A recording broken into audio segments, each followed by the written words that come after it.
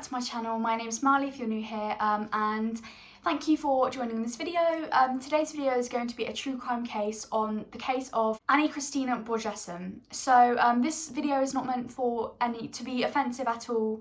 It's literally for educational purposes only, and if I do get any information wrong, please do correct me on it. And all the sources will be linked in the description box down below.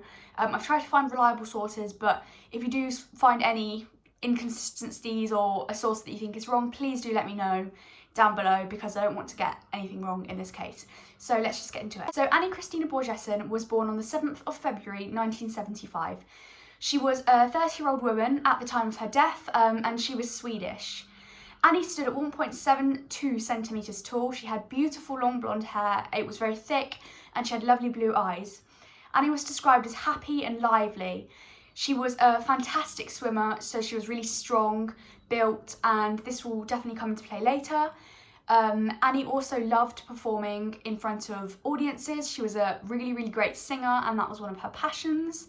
Another one of Annie's passions was languages, which was actually part of the reason that she did move abroad in the first place. Annie spoke quite a few languages. She spoke Swedish, English, Hungarian, Finnish and French, so 5 languages. So Annie was really intelligent. So Annie first went to Edinburgh in 2004 after studying at the Aspect Language School, and this is where she actually got a Cambridge examen. After this, Annie actually returned back to Sweden, and then she came back to Edinburgh in 2005, and she was working basically as she was working towards a scholarship, and she was working at the Scotch Whisky Heritage Centre until August. After that, Annie returned back again to Sweden. On October the 25th, she came back to Edinburgh to basically look for a job. She actually lived in the Linton Court Apartments, which was about 120 kilometres from Prestwick. And Prestwick had an airport as well, and this is also important to note. Annie loved to meet new people. She just loved to meet all types of different people from around the world and different walks of life. And actually working at the Scotch Heritage Whisky Centre really opened her up to meeting lots of new people, because she was meeting new tourists from different areas. And also living at the Linton Court Apartments also meant that she could practice her languages, because there was a lot of different people from different nationalities that came and lived in the Linton Court Apartments. So Annie was a very healthy woman. She did not use any drugs, and she was very careful with her alcohol consumption. Annie also didn't have any financial problems at all. During the last time that Annie lived in Scotland, she received a sufficient unemployment fund from Sweden while she was looking for a job. And between Annie's stays in Scotland, she was actually able to stay with her family, which obviously saved a lot of expenses, and she was then able to save up. Another thing to note, that when Annie was found, she actually had a sum of money on her, and she also had a cheque worth £300. The days leading up to Annie's death, she had actually paid her rent for that month.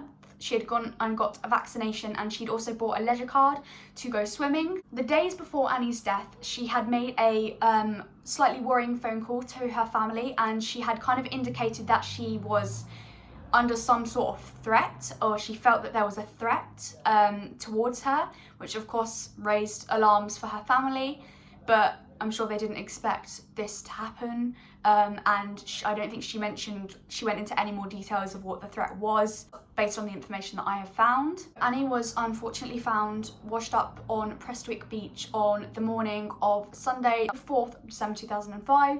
She was found at about 8:30 a.m. by a dog walker.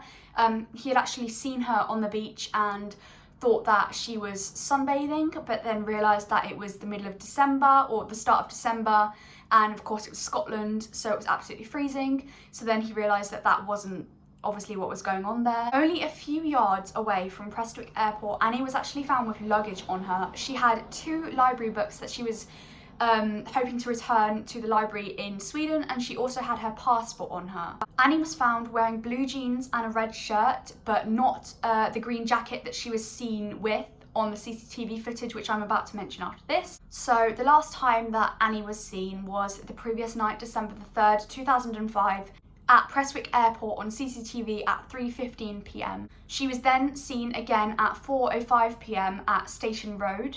Between 4:30 and 5 p.m, Annie was actually seen on Prestwick Beach talking to two figures by the shore, which was what a witness had claimed. So of course, what was strange was that there were varying tides on Prestwick Beach, but all of her belongings were found very, very close to her and her luggage, almost as if they had been placed there. Another thing is that it wouldn't have made much sense for Annie to drown because she was a very, very good swimmer. And of course, good swimmers can drown, but why would she have gone into the middle of the sea late on a December night? You know, it wouldn't make sense for her to do that. So basically, it was initially ruled a suicide, but Annie's family was not buying it because they had said that Annie had never expressed, you know, that type of thing to them. She had no history of mental illness, self-harm, and there was no indications that Annie was thinking about harming herself or ending her life. Like I said earlier, she had paid her rent for the next month, she had a vaccination, she had just bought a leisure card. Why would she do all of that if she was going to end her life? So that doesn't make sense.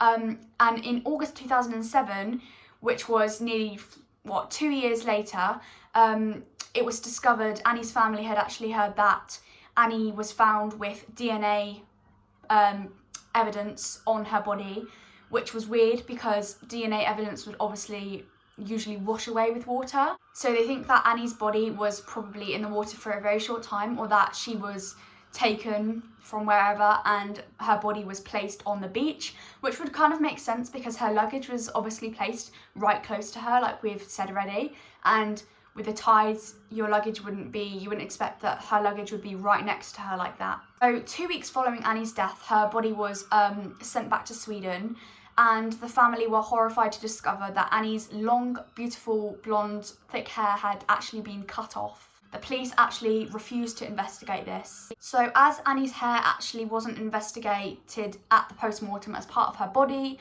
it's unsure as to know whether her hair was kind of cut off or, you know, ripped off in a struggle, or that there were traces of DNA on it, and that's why whatever happened to her or whoever did this to her had cut the hair off her.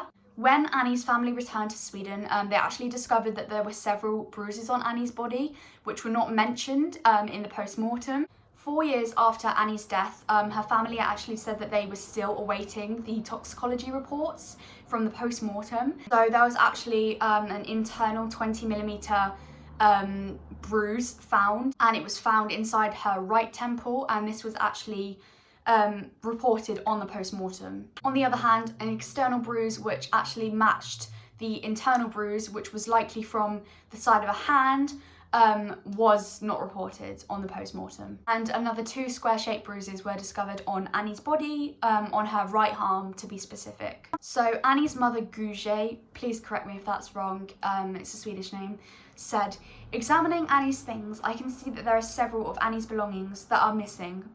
Among those is Annie's very important filofax that she ought to have had with her when found. In that she kept names, telephone numbers, addresses and other notes.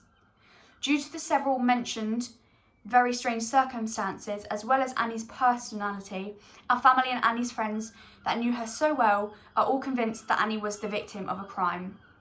So I will get into my opinions later, but I do actually agree with the family that this was some type of crime. I do not agree that Annie had taken her own life in any way or tried to harm herself in any way. Despite all of this piling evidence to suggest that there was foul play involved, the police actually never play. They just instantly kind of from the get-go said that it was a suicide. The evidence kind of suggested it was a suicide. So after 2 years of a battle, the Crown Court finally released some still CCTV images of Annie wearing a red and white fleece. So this could suggest that Annie was in some type of maybe house or car with the fleece before her body was placed on the shore, because she was not wearing the fleece, but it was on her. So as you can imagine, Annie's mother knew her daughter very, very well, and claims that there were no indications that Annie was wanting to harm herself or kind of thinking of taking her own life. Annie, like I mentioned previously,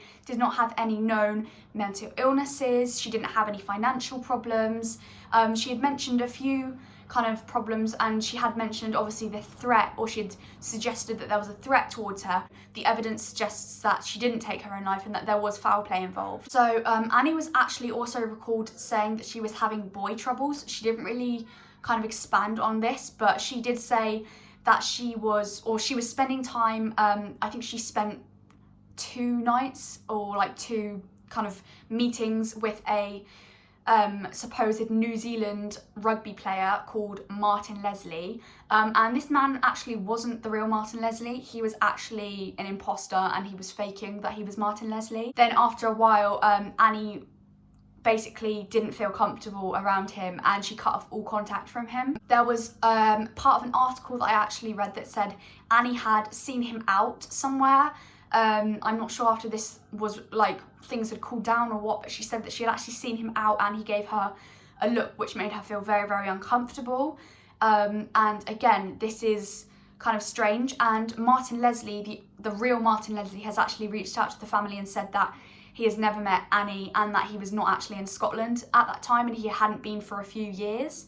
So who was this man, and why was he trying to pretend that he was a rugby player? Another thing that was really, really strange was that when the police checked Annie's emails and her, devices, they actually found that her emails had all been cleared, and they could find no trace of phone records either. So my theory is that Annie was met with foul play. I believe that it was either the man who pretended to be Martin Leslie, or it was the 2 men on the beach that night, because obviously she was seen by a witness talking to 2 men at the shore on Prestwick Beach, and I personally believe that it was one of those 2 things. I feel like the Martin Leslie imposter one is a more kind of, personally, a more believable theory for me, because she had mentioned before that she was uncomfortable with him, and I actually had read, I don't know how true this is again, but I had read on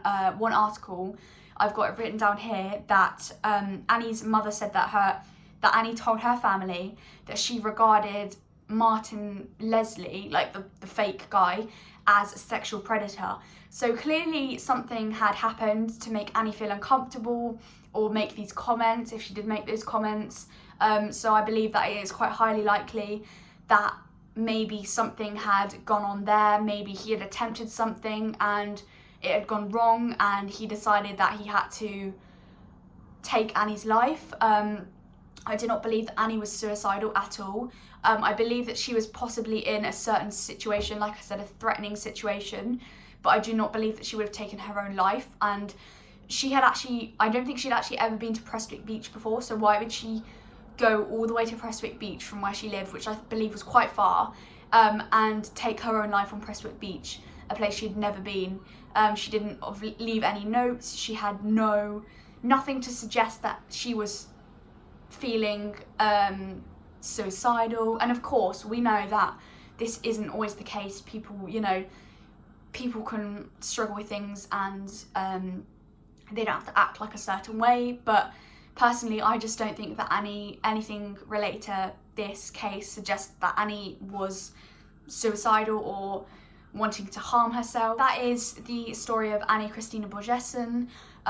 It's really sad actually, because they still don't know what actually happened to Annie. Annie's family have actually got a website called Annie Rockstar, which I will again write the link in the description box. But it's really sad, and you can just see that her mother is just distraught, as you would be. And yeah, we just need to know what happened to Annie, because we don't know, it's still a mystery. We just know that she was found in a bad way, dead on a beach in Scotland in the middle of winter. So yeah, please comment down below and let me know what you guys think of this case. Let me know if you think that that Annie took her own life, that she was met with foul play, who it was, and yeah, I'd love to know your guys' theories down below. Again, I mean no offense by this at all. I think it's a great video to do these types of videos because I can spread awareness again, and true crime is something I'm interested in, and hopefully we will find an answer to what actually happened to Annie. And I just like to apologise for this video. It's probably been a bit up kind of everywhere, and I don't know if I've researched enough or if I've kind of spoken enough, but please do let me know what you think, any improvements I can do. I would love to hear them. And yeah, thank you for listening, guys, and I will see you in my next video. See you later.